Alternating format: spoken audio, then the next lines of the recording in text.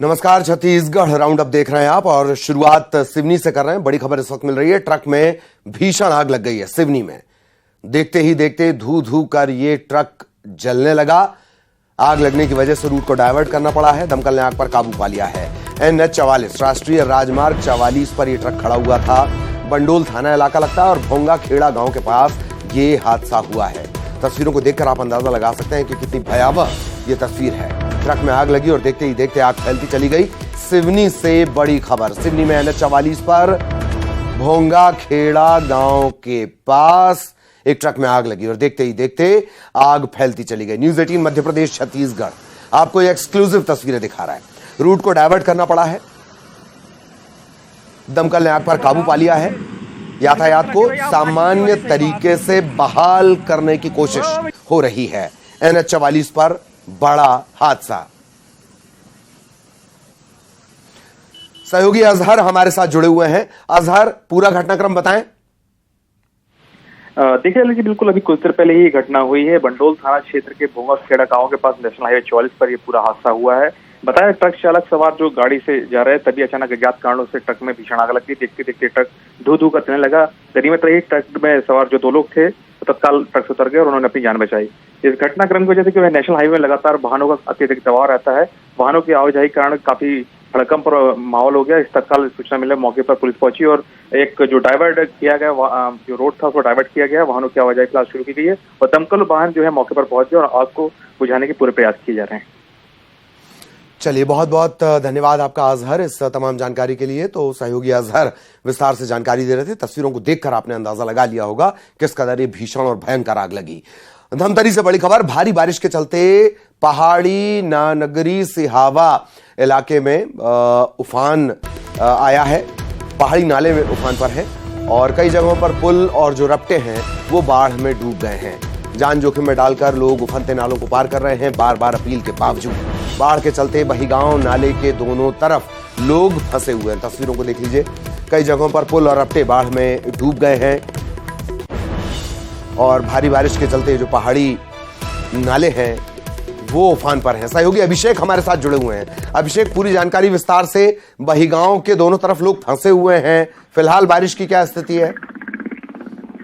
जी देखिए, बड़े लंबे समय से बारिश में ब्रेक लगा हुआ था और आज जो है नगरी सिहावा वनांचल का इलाका है, वहां पर काफी भारी बारिश हुई है और इस बारिश के कारण उस इलाके के जो छोटे नदी नाले हैं उनमें उफान आया है। तो इस कारण से जो छोटे रपटे या पुल होते हैं सारे डूब गए और बहुत सारे गांव जो है वो कट गए हैं। ऐसा ही बही गांव का जो वीडियो सामने आया है जिसमें नाले के दोनों तरफ लोग फंसे हुए हैं, गाड़ियां फंसी हुई हैं। इस बीच जो मजबूर थे उन्हें जान जोखिम में डालकर नालों को पार करते देखा जा सकता है। और फिलहाल जो बताया जा रहा है, बारिश अब थोड़ी कम होने लगी है। पहाड़ी नाले आपको बता दूं कि जितनी तेजी से उफान पर आते हैं उतनी ही जल्दी ये इनका पानी भी उतर जाता है। तो उम्मीद है कि बारिश कम होगी तो जल्द पानी उतर जाएगा और लोगों को राहत मिलेगी। जी चलिए, बहुत बहुत धन्यवाद आपका अभिषेक इस तमाम जानकारी के लिए। और बड़ा अपडेट रायपुर से इस वक्त मिल रहा है। बघेल कैबिनेट की बैठक खत्म हो चुकी है और थोड़ी देर में प्रेस कॉन्फ्रेंस करेंगे मोहम्मद अकबर। कैबिनेट के फैसलों की वो जानकारी देंगे, वो हम आप तक पहुंचाएंगे।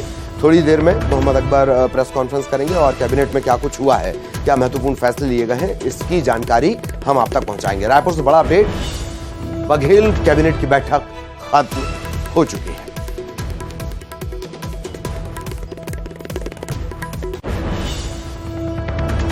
सहयोगी ममता हमारे साथ जुड़ी हुई है। ममता, कैबिनेट की बैठक खत्म, क्या कुछ अपडेट? बिल्कुल, देखिए कैबिनेट की बैठक अभी खत्म हुई है और कई बड़े निर्णय लिए गए हैं। उसमें एक तो आज जब राहुल गांधी आए हुए थे तब मुख्यमंत्री भूपेश बघेल ने घोषणा की कि स्टाइपेंड जो नए लोगों की जो भर्ती होगी उसमें जो 70 से 80% के बाद में जो स्टाइपेंड जो है वो उसको बंद किया गया है और करीबन जो 20% जो स्टाइपेंड है वो बंद किया गया। दूसरी बात अगर हम बात करें तो दूसरी जो प्रमुख घोषणाएं वो की गई है कि सरकार ने अपना सर्वे करवाया था और जो आवास जो प्रधानमंत्री आवास योजना के तहत जिनको मकान नहीं मिले थे और इसके अलावा प्रदेश में जिनके पास आवास नहीं है उनको आवास मुहैया कराया जाएगा और उसको लेकर करीबन 6,99,439 पात्र परिवारों को आवास दिया जाएगा। तो कैबिनेट की जो बैठक है उसमें ये निर्णय लिया गया। दूसरी बात अगर हम बात करें तो दूसरी एक बड़ी चीज ये है कि हालांकि इसको लेकर पहले ही घोषणा की जा चुकी थी कि इंटरव्यूज में जो है जो पीएससी के जो इंटरव्यूज हैं उसमें 150 जो मार्क्स होते थे अब उसको 100 किया जाएगा। दूसरी बात ये है कि ऑनलाइन पोर्टल में पहले ही जानकारी दी जाएगी। अभी जो पीएससी के एग्जाम हुए थे उसको लेकर ये जरूर है कि कई सवाल उठे थे, उसके बाद सरकार ने निर्णय लिया था। तीसरी जो एक बड़ी बात ये हुई है कि डिप्लोमाधारी और डिग्रीधारी जो स्टाफ नर्सेस हैं उनको दी गई 3 या 4 वार्षिक वेतन वृद्धि की जो वसूली पर आगामी जो आदेश है वहां तक रोक लगाई गई है। और इसके साथ ही अगर हम बात करें तो जो मदिरा जो नियम है उसमें संशोधन किया गया है और इसके साथ ही भारत सुरक्षा अधिनियम 2021 जो है उसमें संशोधन किया गया है। और केवल जो एक बड़ी घोषणा की गई है उसमें यह है कि छत्तीसगढ़ मोटरयान और कराधान जो अधिनियम है उसके द्वितीय अनुसूची के भाग 1 के स्पष्टीकरण में संशोधन पारित का अनुमोदन किया गया है। बिल्कुल। चलिए बहुत बहुत शुक्रिया ममता आपका इस तमाम जानकारी के लिए। और अब कोंडागांव से बड़ी खबर आपको बता दें, नशे की हालत में स्कूल पहुंचे प्रधान अध्यापक और ग्रामीणों ने इसका बना लिया वीडियो बनाकर वायरल कर दिया गया। नशेड़ी शिक्षक का वीडियो सोशल मीडिया पर लगातार वायरल हो रहा है। कोंडागांव के माकड़ी ब्लॉक के मिरमिडा स्कूल का ये पूरा मामला है। शिक्षक शराब के नशे में धुत, ये देख लीजिए। ग्रामीणों ने ये वीडियो बनाया है और वीडियो बनाकर वायरल भी कर दिया गया है।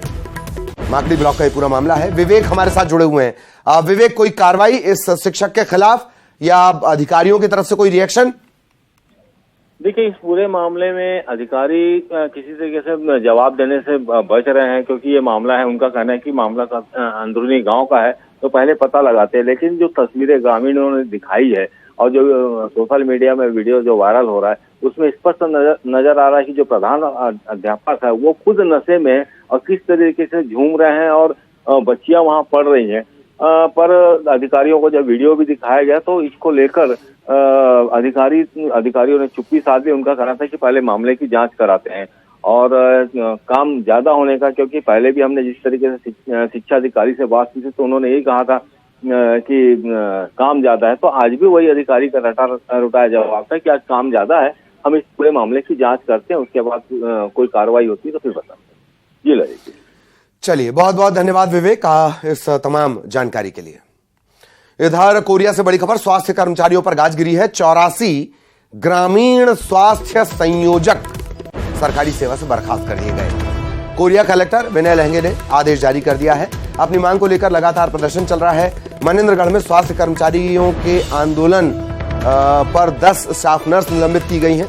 संयुक्त संचालक स्वास्थ्य सेवाएं संभाग सरगुजा, ये आदेश उनकी तरफ से जारी किया गया है। इससे पहले भी जगदलपुर में बड़ा एक्शन लिया गया है। जगदलपुर में भी स्वास्थ्य अधिकारी कर्मचारियों को हटाया गया है और अब मनेंद्रगढ़ और कोरिया से ये खबर हम आपको बता रहे हैं।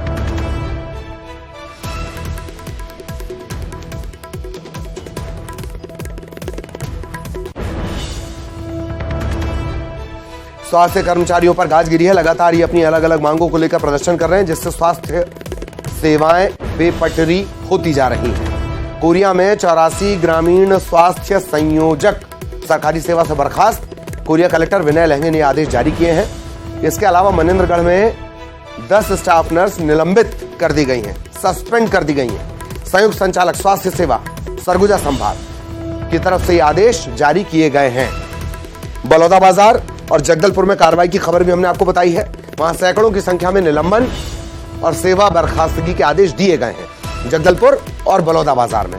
अब कोरिया और मनेंद्रगढ़ की से ये बड़ा अपडेट हम आपको इस वक्त बता रहे हैं। मनेंद्रगढ़ में 10 स्टाफ नर्स निलंबित, कोरिया में 86 ग्रामीण स्वास्थ्य संयोजक सरकारी सेवा से बर्खास्त। सहयोगी सुजीत इस वक्त हमारे साथ जुड़े हुए हैं। सुजीत, पूरी जानकारी विस्तार से।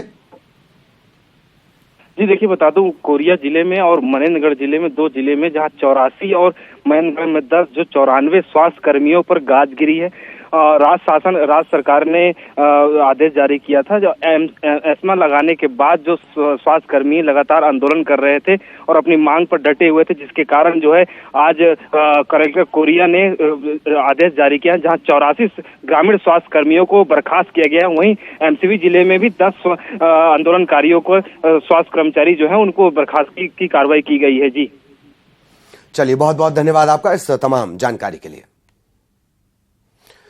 कांकेर कलेक्टर डॉक्टर प्रियंका शुक्ला ने स्वास्थ्य विभाग के 568 स्वास्थ्य कर्मियों को बर्खास्त कर दिया है। तो लगातार बर्खास्तगी के सस्पेंशन के सिलसिले चल रहे हैं। अब कांकेर में भी वही घटनाक्रम, 568 स्वास्थ्य कर्मी बर्खास्त। ये सभी अपनी मांग को लेकर 21 अगस्त से हड़ताल पर थे। 2 बार नोटिस जारी किया गया, काम पर ये नहीं लौटे, तब कलेक्टर ने बर्खास्तगी के आदेश जारी किए हैं। 21 अगस्त से ये बेमियादी हड़ताल चल रही है 5 सूत्रीय मांगों को लेकर।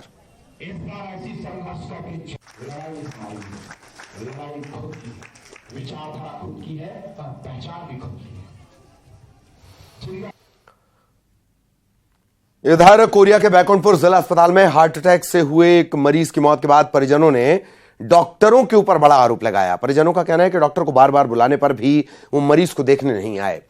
सावारावा गांव का है ये मामला। मनीलाल कुशवाहा को हार्ट अटैक आया। परिजन उन्हें निजी क्लिनिक में दिखाने के लिए ले गए। निजी क्लिनिक पर जिला चिकित्सालय में तैनात डॉक्टर मरीजों को देख रहे थे। मनीलाल की गंभीर हालत को देखते हुए जिला अस्पताल रेफर किया गया।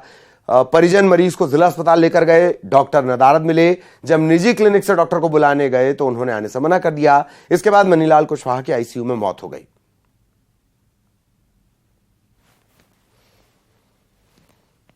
पापा को रिपीटेड हार्ट अटैक का कंडीशन आया हुआ, बहुत इमरजेंसी कंडीशन है, पर चल कर देख लीजिए। वो डॉक्टर बार बार बोले कौन डॉक्टर है, मैं उनको एक सिंह सर का नाम बताइए। डॉक्टर बोले कि पर्ची लेके सिस्टर के पास जाओ। सिस्टर बोली कि सिंह सर से बात करने के लिए, लेकिन सिस्टर बोली कि पर्ची लेके आओ। मैं पर्ची लेने गई, यहाँ लाई, यहाँ ला कर दी तो सिस्टर फोन की था सर से, तो सर बोलते हैं उसका कंडीशन ठीक नहीं है, मरीज तो मेरे पास से भाग गए हैं। जबकि एक सिंह सर शुरू में ही बोले थे कि रिपीटेड हार्ट अटैक का कंडीशन है, तुरंत हॉस्पिटल शिफ्ट करवाओ। उसके बाद एक सिंह सर हॉस्पिटल में किसी को भी, न किसी डॉक्टर को, न किसी नर्स स्टाफ को, किसी को फोन करके उन्होंने नहीं बताया कि आईसीयू में सेकंड बेड पे एक पेशेंट एडमिट, मैं भेज रहा हूँ उसको यहाँ से, उसको देख लो। किसी को कोई इन्फॉर्मेशन नहीं था। यहाँ बहुत लापरवाही है। इधर गरियाबंद जिला अस्पताल में उपद्रव करने वाले 15 आरोपियों के खिलाफ गैर जमानती धाराओं में मामला दर्ज किया गया है। मालगांव सड़क हादसे में युवक की मौत के बाद सैकड़ों ग्रामीणों ने जिला अस्पताल पहुंचकर तोड़फोड़ और हंगामा किया था। इस घटना के बाद स्वास्थ्यकर्मी डरे हुए हैं, सुरक्षा को लेकर परेशान हैं, लेकिन एसडीएम ने पर्याप्त सुरक्षा का भरोसा दिया है। वहीं पुलिस लोगों के खिलाफ कार्रवाई करने के लिए अब सीसीटीवी फुटेज खंगाल रही है। पिछले दिनों जो भी हुआ है यहाँ पे घटना हुई है, उसके लिए हम लोग मतलब जल्द से जल्द यहाँ पे कार्रवाई होना चाहिए। जो भी तोड़फोड़ किए हैं उसके बारे में हम बोलना चाहते हैं। और जितने भी स्टाफ नर्स है और अदर कर्मचारी है, डॉक्टर, वो लोग इस घटना के बाद से बहुत डरे सहमे हैं। वो सब लोग एकदम आक्रोश में आ गए और पूरा तोड़फोड़ करने लगे हॉस्पिटल में। यहाँ तक कि यहाँ के जो सरकारी संपत्ति वहाँ का भी तोड़फोड़ किए हैं। सिस्टर लोग के साथ बदतमीजी, गाली गलौज, अपशब्द व्यवहार किए हैं। पिछले दिनों जो भी हुआ है यहाँ पे घटना हुई है, उसके लिए हम लोग मतलब जल्द से जल्द यहाँ पे कार्रवाई होना चाहिए। जो भी तोड़फोड़ किए हैं। रायपुर से बड़ी खबर, राहुल गांधी के दौरे को लेकर नितिन नवीन का बयान सामने आया। सह प्रभारी हैं छत्तीसगढ़ बीजेपी के। राहुल बाबा किसको साधने आए थे पता नहीं। खिलाड़ियों को पैसा न देने का आरोप लगाया गया। जो पैसा दिया गया उसका इस्तेमाल क्या हुआ, ये सवाल पूछा गया। आरोप यह भी लगाया कि कांग्रेस कार्यकर्ताओं को पैसे बांटे गए हैं। नितिन नवीन का बड़ा बयान।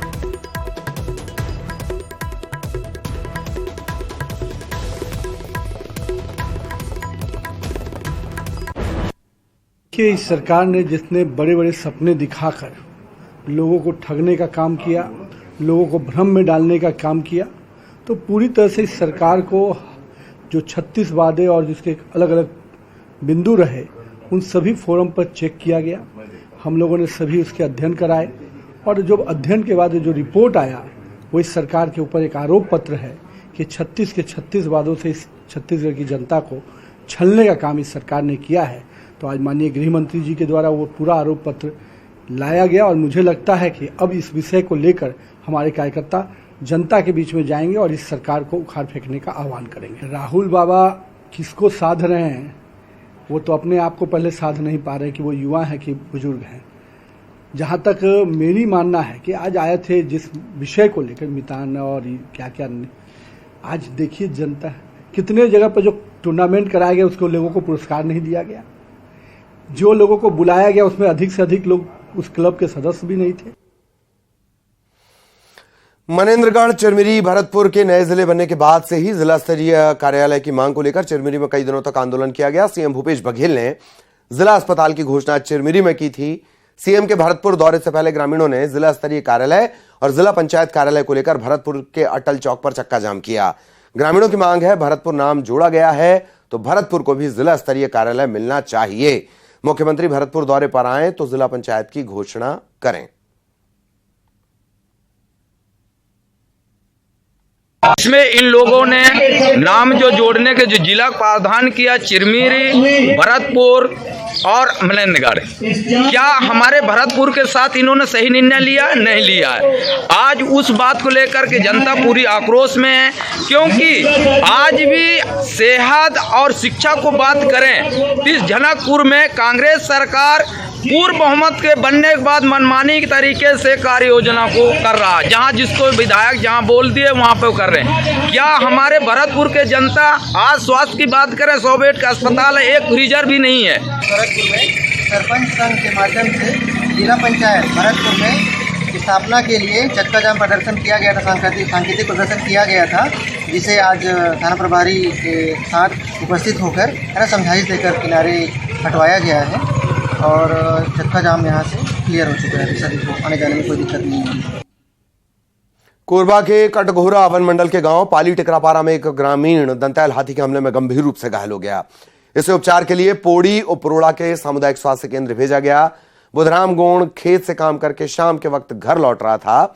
इसी दौरान उसका सामना दंतैल हाथी से हुआ और उसने बुधराम को घायल कर दिया। वन विभाग की टीम भी मौके पर पहुंची, घायल को सहायता राशि मुहैया करवाई गई है।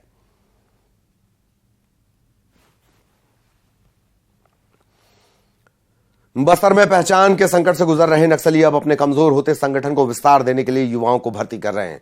बीजापुर, सुकमा के नक्सल प्रभावित इलाकों से नक्सली हर घर से एक सदस्य मांग रहे हैं। आंध्र प्रदेश, ओडिशा और छत्तीसगढ़ बॉर्डर पर युवाओं की भर्ती को लेकर दबाव बनाया जा रहा है। बस्तर में सुरक्षा बलों की तरफ से नक्सलियों को भारी नुकसान पहुंचाया जा रहा है। इसके चलते नक्सली दोबारा युवाओं का नया संगठन बनाने की कोशिश में हैं। दूसरी तरफ आदिवासियों का भी नक्सलियों से मोह भंग हो रहा है।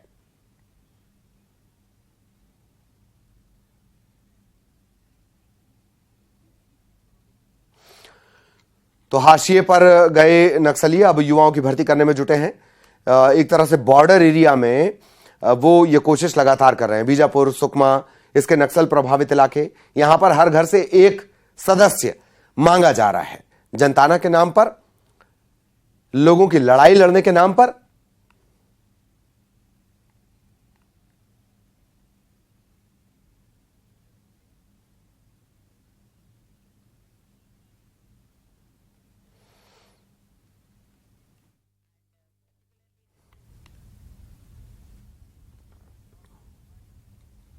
और अब फटाफट अंदाज में महत्वपूर्ण खबरें।